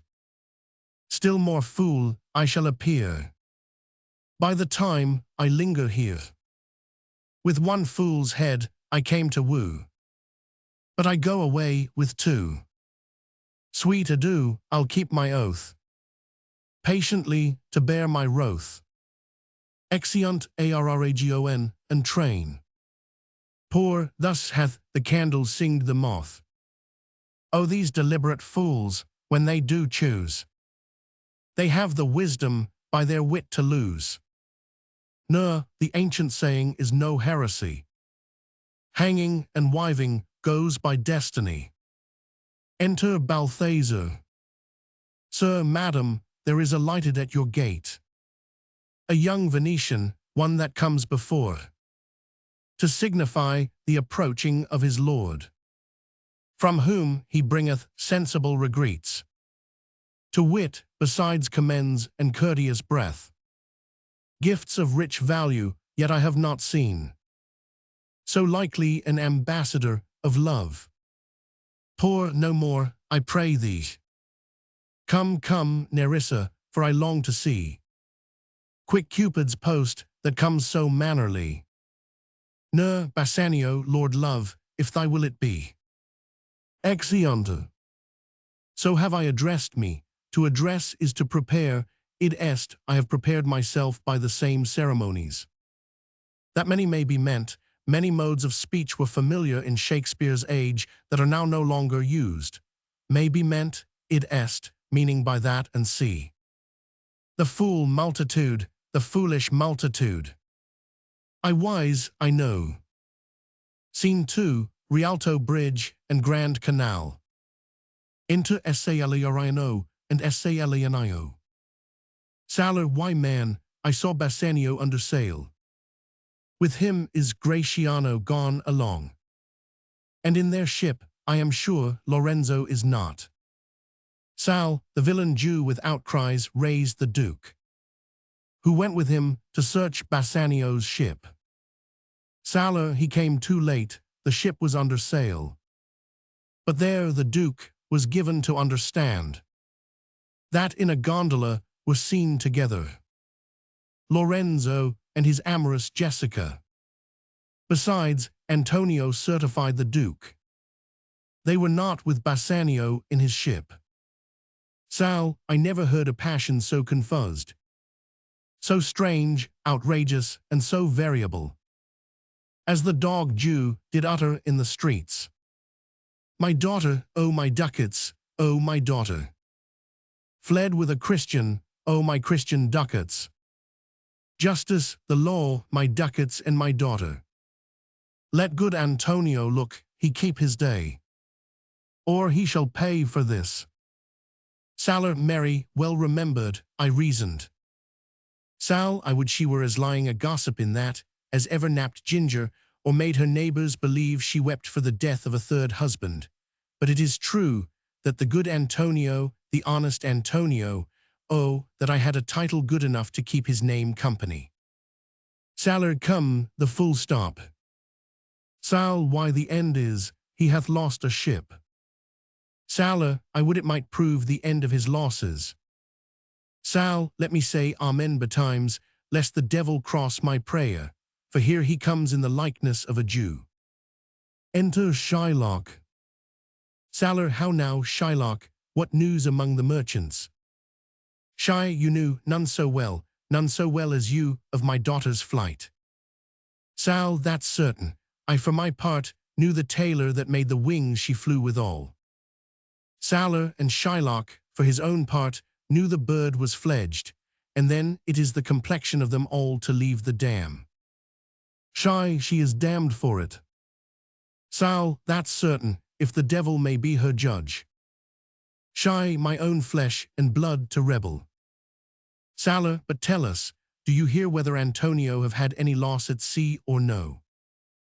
Shy, there I have another bad match, a bankrupt, a prodigal who dare scarce show his head on the Rialto, a beggar that used to come so smug upon the mart. Let him look to his bond, he was wont to call me usurer. Let him look to his bond, he was wont to lend money for a Christian courtesy. Let him look to his bond. Sal, why I am sure if he forfeit, thou wilt not take his flesh. What's that good for? Shy, to bait fish withal. If it will feed nothing else, it will feed my revenge. He hath disgraced me, and hindered me 500,000, laughed at my losses, mocked at my gains, scorned my nation, thwarted my bargains, cooled my friends, heated mine enemies. And what's his reason? I am a Jew. Hath not a Jew eyes? Hath not a Jew hands, organs, dimensions, senses, affections, passions, fed with the same food, hurt with the same weapons, subject to the same diseases, healed by the same means, warmed and cooled by the same winter and summer as a Christian is? If you prick us, do we not bleed? If you tickle us, do we not laugh? If you poison us, do we not die? And if you wrong us, shall we not revenge? If we are like you in the rest, we will resemble you in that. If a Jew wrong a Christian, what is his humility? Revenge. If a Christian wrong a Jew, what should his sufferance be by Christian example? Why, revenge. The villainy you teach me I will execute, and it shall go hard, but I will better the instruction. Salar, here comes another of the tribe. A third cannot be matched, unless the devil himself turn Jew. Exeunt Salanio, Salarino, and servant. Enter Tubal. Shy, how now, Tubal, what news from Genoa? Hast thou found my daughter? Tub, I often came where I did hear of her, but cannot find her. Shy, why there, a diamond gone, cost me 2,000 ducats in Frankfurt. The curse never fell upon our nation till now, I never felt it till now, 2,000 ducats in that, and other precious, precious jewels. I would my daughter were dead at my foot, and the jewels in her ear. Would she were hers at my foot, and the ducats in her coffin. No news of them? Why so? And I know not what spent in the search. Why thou loss upon loss? The thief gone with so much, and so much to find the thief, and no satisfaction, no revenge, nor no ill luck stirring but what lights o' my shoulders, no sighs but o' my breathing, no tears but o' my shedding. Tub, yes, other men have ill luck too. Antonio, as I heard in Genoa. Shy, what? Ill luck, ill luck. Tub, hath an argosy cast away, coming from Tripolis. Shy, I thank God, I thank God. Is it true, is it true? Tub, I spoke with some of the sailors that escaped the wreck. Shy, I thank thee, good Tubal, good news, ha ha, where? In Genoa. Tub, your daughter spent in Genoa, as I heard, one night 80 ducats. Shy, thou stick'st a dagger in me, I shall never see my gold again, 80 ducats at a sitting, 80 ducats. Tub, there came divers of Antonio's creditors in my company to Venice, that swear he cannot choose but break. Shy, I am very glad of it, I'll plague him, I'll torture him, I am glad of it. Tub, one of them showed me a ring that he had of your daughter for a monkey. Shy, out upon her, thou torturest me, Tubal, it was my turquoise. Tub, but Antonio is certainly undone. Shy, nay, that's true, that's very true. Go, Tubal, fee me an officer, bespeak him a fortnight before. I will have the heart of him if he forfeit, for were he out of Venice, I can make what merchandise I will. Go, Tubal, and meet me at our synagogue. Go, good Tubal, at our synagogue, Tubal. Exeunt. To bear my wrath, misfortune. Regreets, is salutations. I reasoned, id est, I conversed. Nap ginger, to nap is to break short. The word occurs in the common prayer, he nappeth the spear in sunder. Turquoise, a precious stone found in the veins of the mountains on the confines of Persia to the east, subject to the Tartars. Many superstitious qualities were imputed to it, all of which were either monitory or preservative to the wearer. Scene 3, Saloon of the Caskets in Portia's house at Belmont. BASSANIO, PORTIA, GRATINO, NERISSA, and attendants. Poor, I pray you, Tari, pause a day or two before you hazard, for in choosing wrong, I lose your company, I could teach you how to choose right, but then I am forsworn. So will I never be, so may you miss me. But if you do, you'll make me wish a sin, that I had been forsworn. Bars, let me choose. For as I am, I live upon the rack. Come, let me to my fortune and the caskets. Pour away then, I am locked in one of them. If you do love me, you will find me out. Let music sound, while he doth make his choice. Then, if he lose, he makes a swan-like end, fading in music, that the comparison may stand more proper, my eye shall be the stream, and watery deathbed for him. Song, or in the heart, or in the head. How begot, how nourished. Reply, reply. With gazing fed, and fancy dies. In the cradle, where it lies. Let us all ring fancy's knell. I'll begin it, ding-dong bell. All ding-dong bell. Exeunt all but PORTIA and BASSANIO. Bars, so may the outward shows be least themselves. The world is still deceived with ornament. In law, what please so tainted and corrupt, but being seasoned with a gracious voice, obscures the show of evil in religion. What damned error, but some sober brow, will bless it and approve it with a text, hiding the grossness with fair ornament. There is no vice so simple, but assumes some mark of virtue on his outward parts. Thus ornament is but the guiled shore. To a most dangerous sea, the beauty a scoff, veiling an Indian beauty, therefore, thou gaudy gold. Hard food for Midas, I will none of thee. Nor none of thee, thou pale and common drudge. Tween man and man, but thou meager lead, which rather threatenest than dost promise aught. Thy plainness moves me more than eloquence, and here choose, I joy be the consequence. Poor, how all the other passions fleet to air. O love, be moderate, allay thy ecstasy. I feel too much thy blessing, make it less. For fear I surfeit. Bars, what find I here?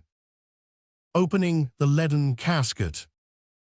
Fair Portia's counterfeit, the continent and summary of my fortune. You that choose not by the view, chance as felt and choose as true. Since this fortune falls to you, be content and seek no new. If you be well pleased with this, and hold your fortune for your bliss, turn you where your lady is, and claim her with a loving kiss. A gentle scroll, fair lady, by your leave, I come by note to give and to receive, yet doubtful whether what I see be true, until confirmed, signed, ratified by you. Poor, you see, my Lord Bassanio, where I stand. Such as I am, though for myself alone, I would not be ambitious in my wish, to wish myself much better, yet for you I would be trebled 20 times myself. But now I was the lord of this fair mansion, master of my servants, queen o'er myself, and even now, but now, this house, these servants, and this same myself, are yours, my lord. I give them with this ring, which when you part from, lose, or give away, let it presage the ruin of your love, and be my vantage to exclaim on you. Bars, madam, you have bereft me of all words. Only my blood speaks to you in my veins. But when this ring parts from this finger, then parts life from hence. Oh, then be bold to say, Bassanio's dead. Ner, my lord and lady, it is now our time, that have stood by and seen our wishes prosper, to cry good joy, God joy, my lord and lady. Gra, my lord Bassanio, and my gentle lady, I wish you all the joy that you can wish, for I am sure you can wish none from me. And when your honors mean to solemnize the bargain of your faith, I do beseech you, even at that time I may be married too. Bars, with all my heart, so thou canst get a wife. Gra, I thank your lordship, you have got me one. My eyes, my lord, can look as swift as yours. You saw the mistress, I beheld the maid. You loved, I loved, for intermission. No more pertains to me, my lord, than you. Your fortune stood upon the caskets there, and so did mine too, as the matter falls. For wooing here, until my roof was dry, with oaths of love at last, if promise last, I got a promise of this fair one here, to have her love, provided that your fortune achieved her mistress. Poor, is this true, Nerissa? Ner, madam, it is, so you stand pleased withal. Bars, and do you, Gratiano, mean good faith? Gra, yes, faith, my lord. Bars, our feast shall be much honored in your marriage. Gra, but who comes here? Lorenzo and his infidel. What, and my old Venetian friend, Salanio. Enter Lorenzo, JDSSICA, and SALANIO. Bars, Lorenzo, and Salanio, welcome hither. If that the youth of my new interest here have power to bid you welcome, by your leave, I bid my very friends and countrymen, sweet Portia, welcome. Poor, so do I, my lord. They are entirely welcome. Lords, I thank your honor, for my part, my lord. My purpose was not to have seen you here, but meeting with Salanio by the way. He did entreat me, past all saying nay, to come with him along.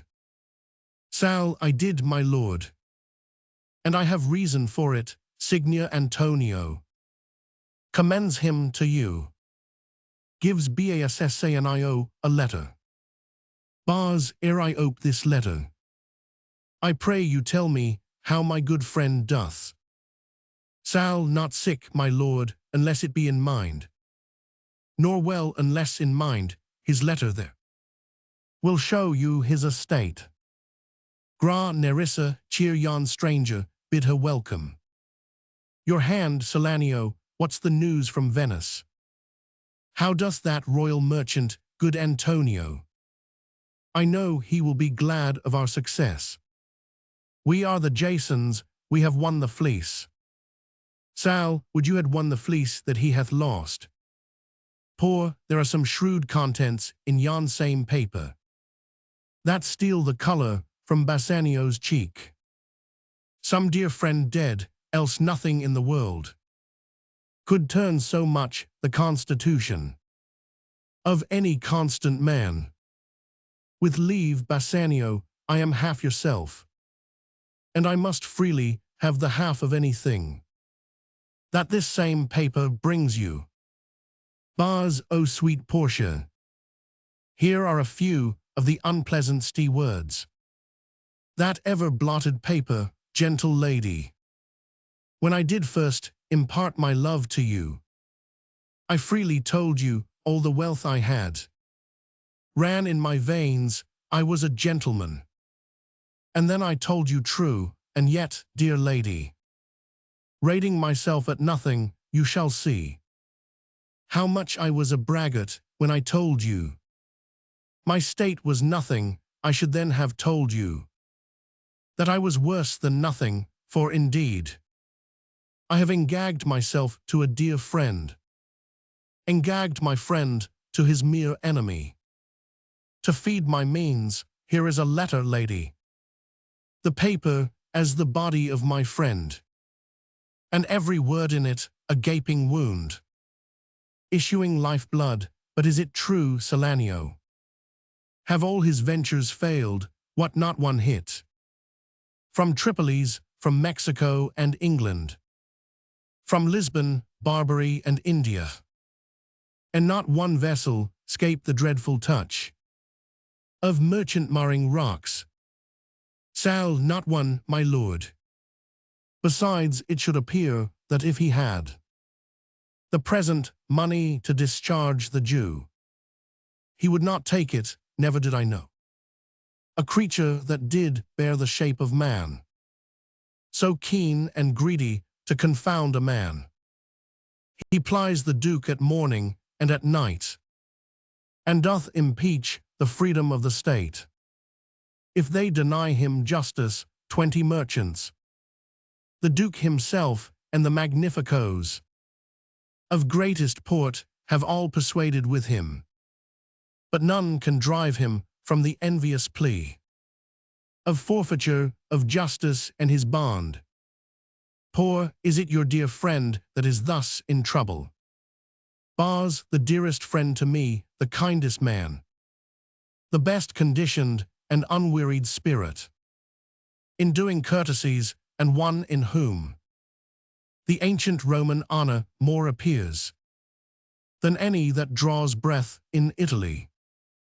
Poor, what sum owes he the Jew? Bars, for me, 3,000 ducats. Poor, what no more? Pay him 6,000, and deface the bond. Double 6,000, and then treble that, before a friend of this description shall lose a hair through Bassanio's fault. First go with me to church, and call me wife, and then away to Venice to your friend. For never shall you stay by Portia's side. With an unquiet soul you shall have gold to pay the petty debt 20 times over. When it is paid, bring your true friend along. My maid Nerissa and myself, meantime, will live as maids and widows. Come away, for you shall hence upon my wedding day. But let me hear the letter of your friend. Bars reads, Sweet Bassanio, my ships have all miscarried, my creditors grow cruel, my estate is very low, my bond to the Jew is forfeit, and since, in paying it, it is impossible I should live, all debts are cleared between you and me, if I might but see you at my death. Notwithstanding, use your pleasure. If your love do not persuade you to come, let not my letter Poor, O love, dispatch all business and be gone. Bars, since I have your good leave to go away. I will make haste, but till I come again. No bed shall e'er be guilty of my stay, nor rest be interposer twixt us twain. Exeunt. Sung by Miss Poole and chorus of ladies. So may the outward shows be least themselves. Bassanio begins abruptly, the first part of the argument having passed in his mind while the music was proceeding. Gracious voice, pleasing winning favor. Approve it, id est, justify it. Guiled, treacherous, deceitful. Fair Portia's counterfeit, which is at present used only in a bad sense, anciently signified a likeness, a resemblance, without comprehending any idea of fraud. Intermission is pause, intervening time, delay. Any constant man, constant, in the present instance signifies grace. Scene 4, Venice, the columns of St. Mark, c. Enter Shylock, Salarino, Antonio, and jailer. Shy jailer, look to him, tell not me of mercy. This is the fool that lends out money gratis. Jailer, look to him. And hear me yet, good Shylock. Shy, I'll have my bond, speak not against my bond. I have sworn an oath that I will have my bond. Thou call'dst me dog, before thou hadst a cause. But since I am a dog, beware my fangs. The Duke shall grant me justice, I do wonder. Thou naughty jailer, that thou art so fond to come abroad with him at his request. And I pray thee, hear me speak. Shy, I'll have my bond, I will not hear thee speak. I'll have my bond, and therefore speak no more. I'll not be made a soft and dull-eyed fool, to shake the head, relent and sigh and yield. To Christian intercessors, follow not. I'll have no speaking, I will have my bond. Exit Shylock. Salar, it is the most impenetrable cur that ever kept with men. And let him alone. I'll follow him no more with bootless prayers. He seeks my life. Salar, I am sure the Duke will never grant this forfeiture to hold. And the Duke cannot deny the course of law for the commodity that strangers have. With us in Venice, if it be denied, 'twill much impeach the justice of the state, since that the trade and profit of the city consisteth of all nations. Well, jailer, on, pray heaven Bassanio come to see me pay his debt, and then I care not. Exeunt. Fond id est, foolish. Scene 5, Saloon of the Caskets in Portia's house at Belmont. Enter Portia, Nerissa, Lorenzo, JSSICA, and Balthazar. Lord, madam, although I speak it in your presence, you have a noble and a true conceit of godlike amity, which appears most strongly in bearing thus the absence of your lord. But if you knew to whom you show this honor, how true a gentleman you send relief, how dear a lover of my lord your husband, I know you would be prouder of the work than customary bounty can enforce you. Poor, I never did repent for doing good, nor shall not now. This comes too near the praising of myself. Therefore no more of it, hear other things. Lorenzo, I commit into your hands the husbandry and manage of my house, until my lord's return. For mine own part, I have toward heaven breathed a secret vow, to live in prayer and contemplation, only attended by Narissa here. There is a monastery 2 miles off, and there we will abide. I do desire you not to deny this imposition, to which my love and some necessity now lays upon you. Lord, madam, with all my heart, I shall obey you in all fair commands. For my people do already know my mind, and will acknowledge you and Jessica in place of Lord Bassanio and myself. So fare you well till we shall meet again. Lord, fair thoughts and happy hours attend on you. Jess, I wish your ladyship all heart's content. Poor, I thank you for your wish, and am well pleased to wish it back on you. Fare you well, Jessica. Exeunt Jessica and Lorienzio. Now, Balthazar, as I have ever found thee honest, true, so let me find thee still, take this same letter. See thou render this into my cousin's hand, Dr. Bellario, and look what notes and garments he doth give thee. Bring them, I pray thee, with imagined speed, unto the trainact, to the common ferry, which trades to Venice. Waste no time in words, but get thee gone, I shall be there before thee. Bow, madam, I go with all convenient speed. Exit. Poor, come on, Nerissa, I have work in hand, that you yet know not of. We'll see our husbands before they think of us. Nor shall they see us. Poor, they shall, Nerissa. But come, I'll tell thee all my whole device, when I am in my coach, which stays for us at the park gate, and therefore haste away, for we must measure 20 miles today. End of ACT Third. Historical notes to ACT Third. The present stone structure superseded an older one of wood.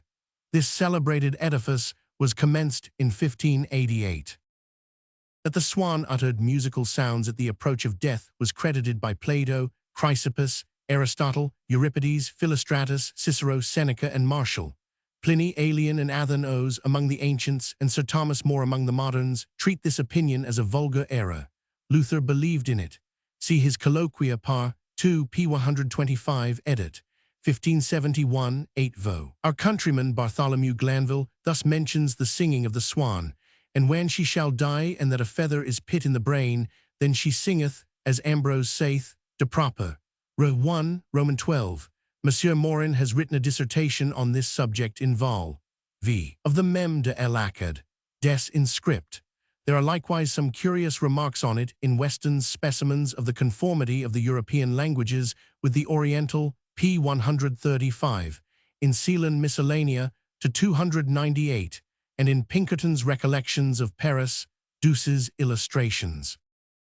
These two magnificent granite columns, which adorn the Piazzetta of St. Mark on the Molo or quay near the Doge's Palace, were among the trophies brought by Domenico Micheli on his victorious return from Palestine in 1125, and it is believed that they were plundered from some island in the archipelago. A third pillar, which accompanied them, was sunk while landing.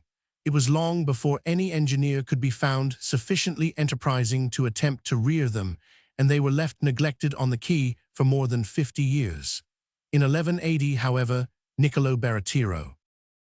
It may be doubted whether he quite strictly adhered to the requisite condition when he demanded that games of chance, hitherto forbidden throughout the capital, might be played in the space between the columns, perhaps with a reservation to himself of any profits accruing from them. His request was granted, and the disgraceful monopoly became established. But afterward, in order to render the spot infamous, and to deter the population from frequenting it, it was made the scene of capital executions, and the bodies of countless malefactors were thus gibbeted under the very windows of the palace of the chief magistrate. A winged lion in bronze, the emblem of St. Mark, was raised on the summit of one of these columns, and the other was crowned with a statue of St. Theodore, a yet earlier patron of the city, armed with a lance and shield, and trampling on a serpent. A blunder made by the statuary in this group has given occasion for sarcastic comment from a Milot de la House. The saint is sculptured with the shield in his right hand, the lance in his left, a clear proof, says the French writer, of the unacquaintance of the Venetians with the use of arms, and symbolical that their great council never undertakes a war of its own accord, nor for any other object than to obtain a good and secure peace. The satirist has unintentionally given the Republic the highest praise which could flow from his pen. Happy indeed would it have been for mankind if governments had never been actuated by any other policy. De la House informs us also that the Venetians exchanged the patronage of St. Theodore for that of St. Mark, from like pacific motives, because the first was a soldier and resembled St. George, the tutelary idol of Genoa. Sketches of Venetian history. The Duke cannot deny and see, as the reason here given seems a little perplexed, it may be proper to explain it. If, says he, the Duke stop the course of law, it will be attended with this inconvenience, that stranger merchants, by whom the wealth and power of this city is supported, will cry out of injustice. For the known stated law being their guide and security, they will never bear to have the current of it stopped on any pretense of equity whatsoever. Warburton. For the commodity that strangers have with us in Venice, if it be denied, and c. id est, for the denial of those rights to strangers, which render their abode at Venice so commodious and agreeable to them, would much impeach the justice of the state. The consequence would be that strangers would not reside or carry on traffic here, and the wealth and strength of the state would be diminished.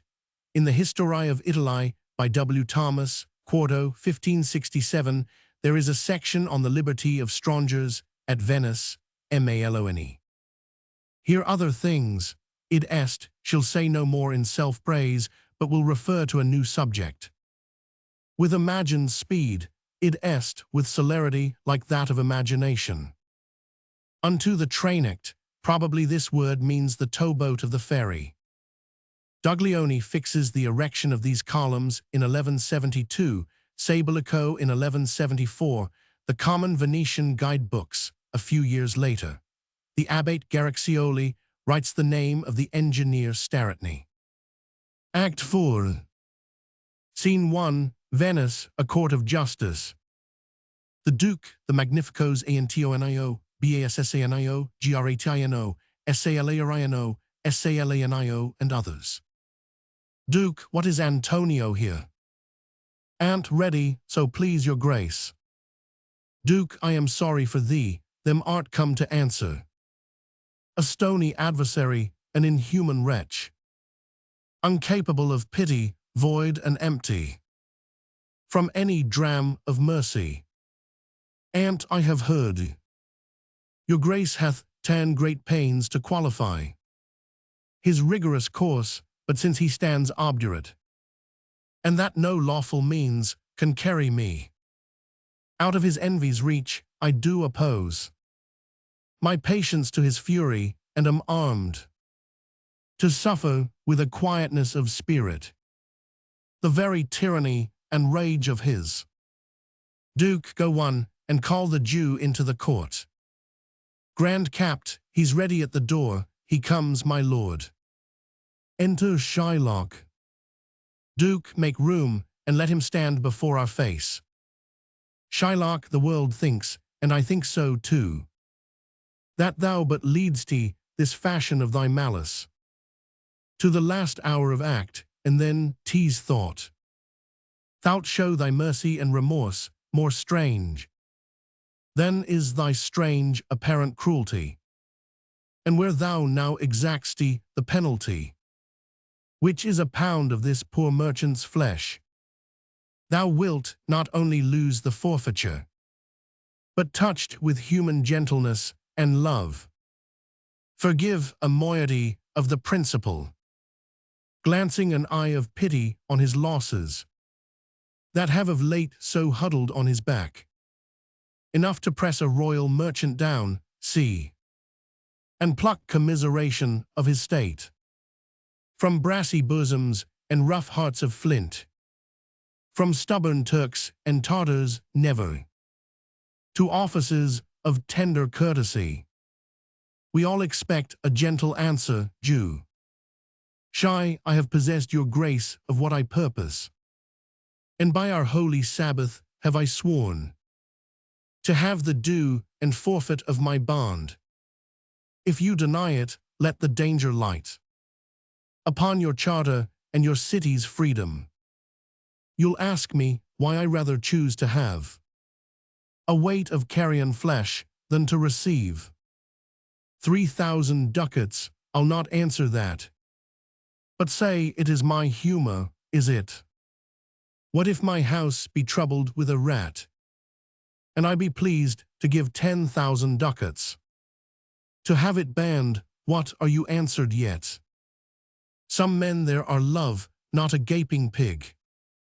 Some that are mad if they behold a cat. Now for your answer. As there is no firm reason to be rendered why he cannot abide a gaping pig, why he a harmless, necessary cat, so can I give no reason, nor I will not, more than a lodged hate and a certain loathing. I bear Antonio that I follow thus. A losing suit against him, are you? Bars, this is no answer, thou unfeeling man, to excuse the current of thy cruelty. Shy, I am not bound to please thee with my answer. Bars, do all men kill the things they do not love? Shy, hates any man the thing he would not kill? Bars, every offense is not a hate at first. Shy, what, wouldst thou have a serpent sting thee twice? Ant, I pray you, think you question with the Jew. You may as well go stand upon the beach, and bid the main flood bait his usual height. Yon may as well use question with the wolf, why he hath made the ewe blate for the lamb. You may as well forbid the mountain pines to wag their high tops and to make no noise when they are fretted with the gusts of heaven. You may as well do anything most hard as seek to soften that, than which what's harder. His Jewish heart, therefore I do beseech you, make no more offers, use no further means, but with all brief and plain conveniency, let me have judgment, and the Jew his will. Bars, for thy 3,000 ducats here are 6. Shy, if every ducat in 6,000 ducats were in 6 parts, and every part a ducat, I would not draw them, I would have my bond. Duke, how shall thou hope for mercy, rendering none? Shy, what judgment shall I dread, doing no wrong? You have among you many a purchased slave, which, like your asses and your dogs and mules, you use in abject and in slavish parts.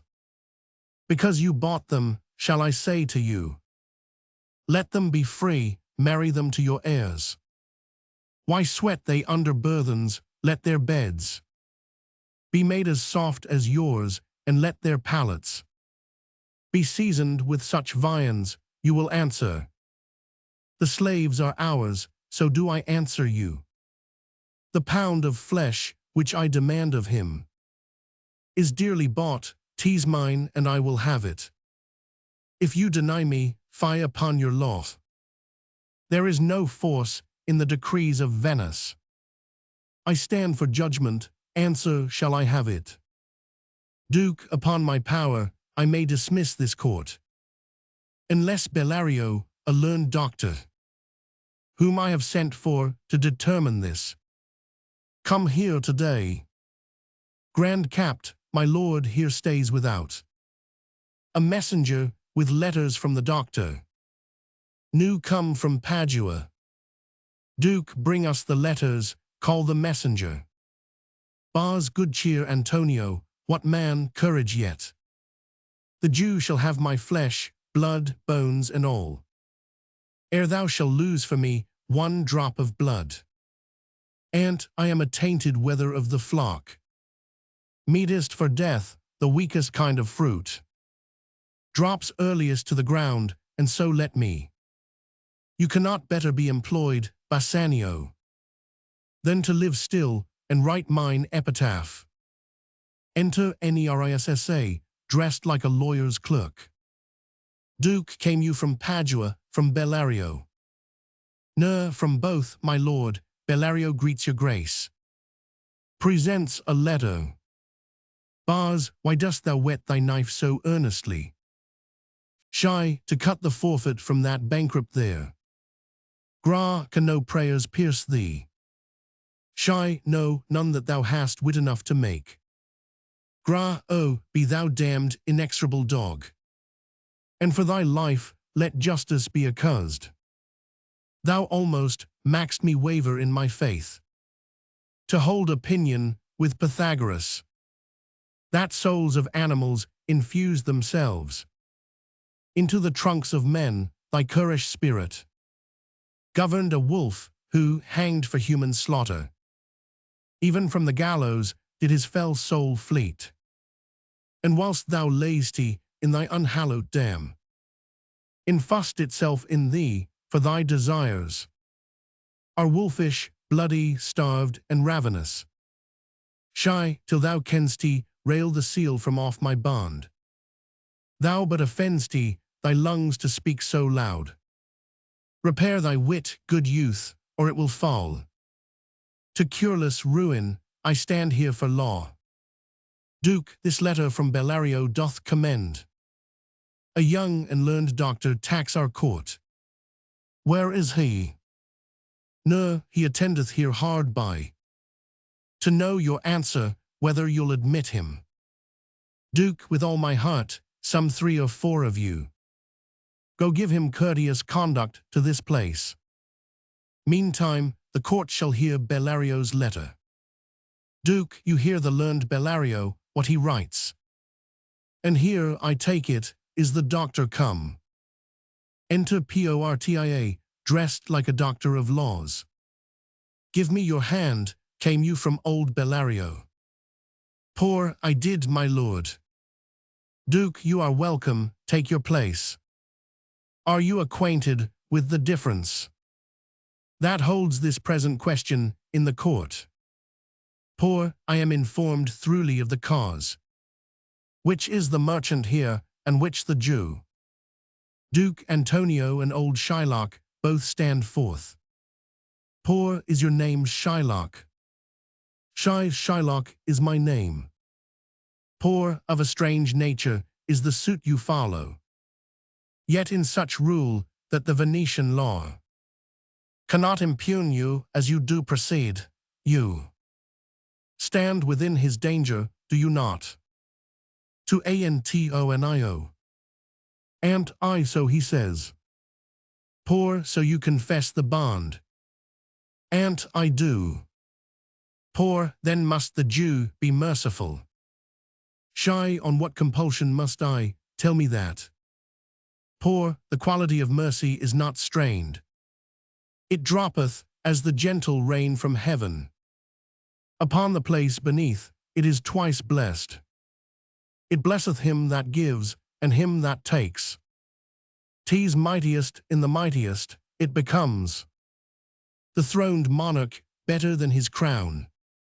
His scepter shows the force of temporal power, the attribute to awe and majesty, wherein doth sit the dread and fear of kings. But mercy is above this sceptred sway. It is enthroned in the hearts of kings. It is an attribute to God himself. An earthly power doth then show likest gods. When mercy seasons justice, therefore Jew, though justice be thy plea, consider this, that in the course of justice none of us should see salvation, we do pray for mercy.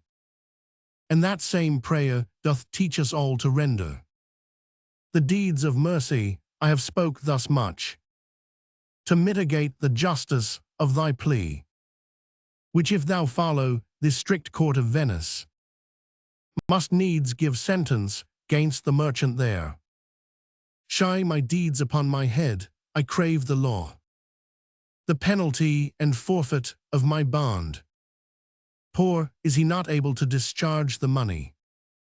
Bars, yes, here I tender it for him in the court. Yea, thrice the sum, if that will not suffice. I will be bound to pay it 10 times o'er. On forfeit of my hands, my head, my heart.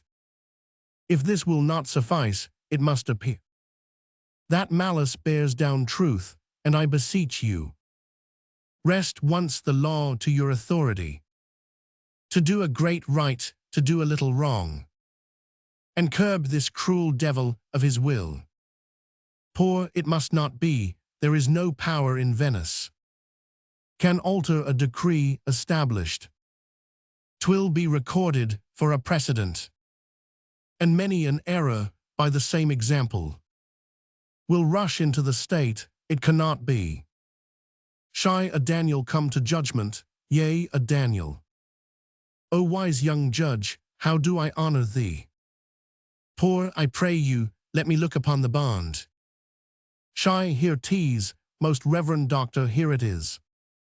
Poor Shylock, there's thrice thy money offered thee. Shy, an oath, I have an oath in heaven.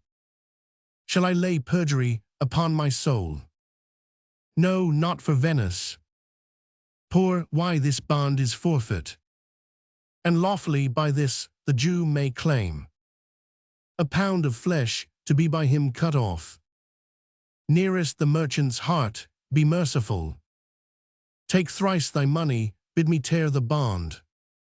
Shy, when it is paid according to the tenor, it doth appear you are a worthy judge. You know the law, your exposition hath been most sound, I charge you by the law, whereof you are a well-deserving pillar. Proceed to judgment, by my soul I swear. There is no power in the tongue of man to alter me, I stay here on my bond. And most heartily I do beseech the court to give the judgment. Poor, why then, thus it is. You must prepare your bosom for his knife. Shy, O noble judge, O excellent young man.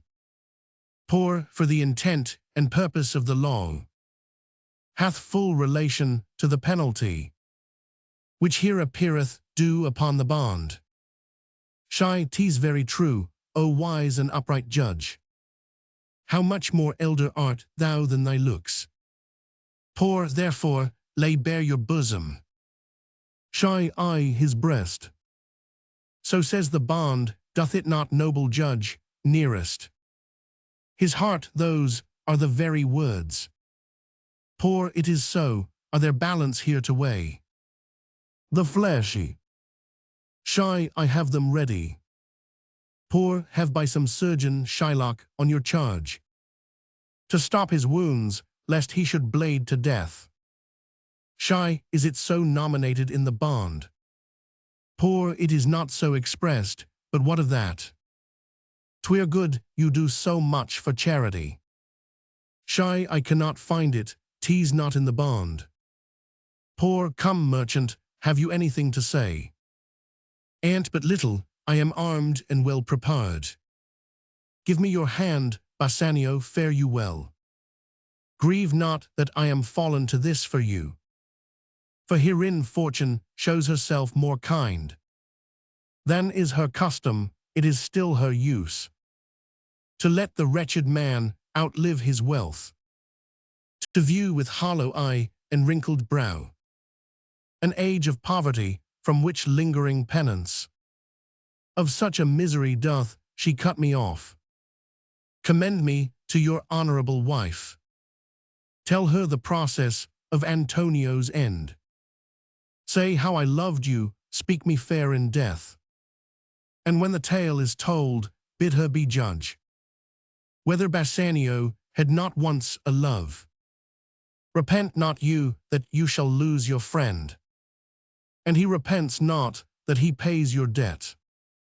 For if the Jew do cut but deep enough, I'll pay it instantly with all my heart. Bars, Antonio, I am married to a wife, which is as dear to me as life itself. But life itself, my wife, and all the world are not with me esteemed above thy life.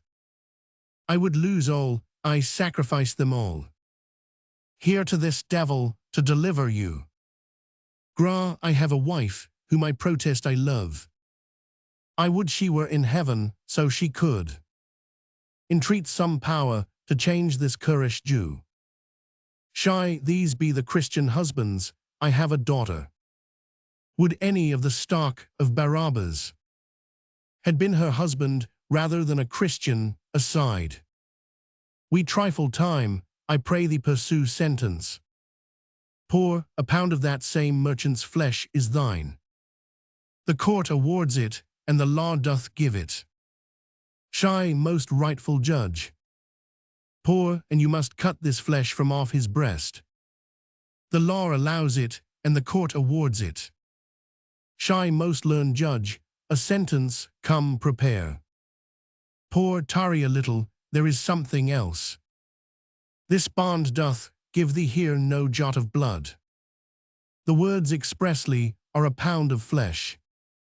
Then take thy bond, take thou thy pound of flesh. But in the cutting it, if thou dost shed one drop of Christian blood, thy lands and goods are by the laws of Venice confiscate unto the state of Venice. Gra, O upright judge, mark Jew, O learned judge. Shy, is that the law? Poor, thyself shall see the act. For as thou urgest justice, be assured, thou shalt have justice more than thou desirest. Gra, O learned judge, mark Jew, a learned judge.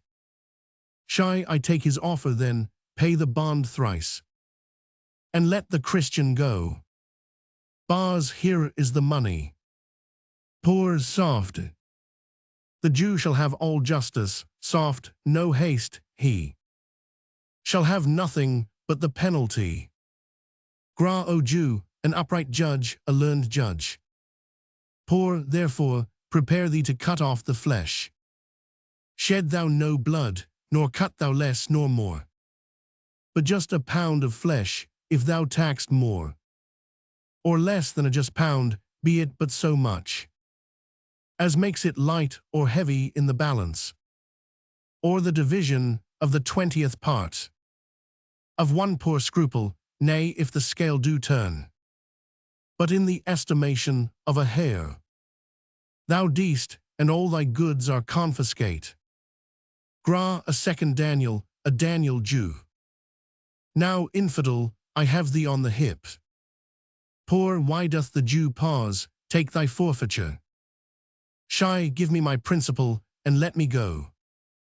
Bars, I have it ready for thee, here it is. Poor, he hath refused it in the open court. He shall have merely justice, and his bond. Gra, a Daniel, still say I a second Daniel. Thank thee, Jew, for teaching me that word. Shy, shall I not barely have my principal? Poor, thou shalt have nothing but the forfeiture, to be so taken at thy peril, Jew. Shy, why then the devil give him good of it? I'll stay no longer question. Poor, tarry, Jew. The law hath yet another hold on you. It is enacted in the laws of Venice, if it be proved against an alien, that by direct or indirect attempts he seek the life of any citizen, the party gainst the which he doth contrive shall seize one half his goods, the other half comes to the privy coffer of the state, and the offender's life lies in the mercy of the Duke only, gainst all other voice. In which predicament, I say thou stand'st, for it appears by manifest proceeding, that indirectly and directly too, thou hast contrived against the very life of the defendant, and thou hast incurred the danger formerly by me rehearsed. Down, therefore, and beg mercy of the Duke. Gra, beg that thou mayst have leave to hang thyself, and yet, thy wealth being forfeit to the state, thou hast not left the value of a cord. Therefore thou must be hanged at the state's charge. Duke, that thou shalt see the difference of our spirit. I pardon thee thy life before thou ask it. For half thy wealth it is Antonio's. The other half comes to the general state, which humbleness may drive unto a fine. Poor I for the state. Shy, nay, take my life, and all, pardon not that. You take my house, when you do take the prop. That doth sustain my house, you take my life. When you do take the means, whereby I live. Poor, what mercy can you render him, Antonio? Gra a halter gratis, nothing else, for heaven's sake. And so please my lord the Duke, and all the court, to quit the fine for one half of his goods. I am content, so he will let me have the other half in use, to render it upon his death unto the gentleman that lately stole his daughter. Two things provided more, that for this favor he presently become a Christian. The other, that he do record a gift here in the court of all he dies possessed, unto his son Lorenzo and his daughter. Duke, he shall do this, or else I do recant the pardon that I late pronounced here. Poor, art thou contented, Jew? What dost thou say? Shy, I am content. Poor clerk, draw a deed of gift. Shy, I pray you give me leave to go from hence. I am not well, send the deed after me, and I will sign it. Duke, get thee gone, but do it. Gra, in christening, thou shalt have 2 godfathers. Had I been judge, thou shouldst have had 10 more, to bring thee to the gallows, not to the font. Duke, sir, I entreat you with me home to dinner. Poor, I humbly do desire your grace of pardon. I must away this night toward Padua, and it is meet I presently set forth. Duke, I am sorry that your leisure serves you not. Antonio, gratify this gentleman, for in my mind you are much bound to him.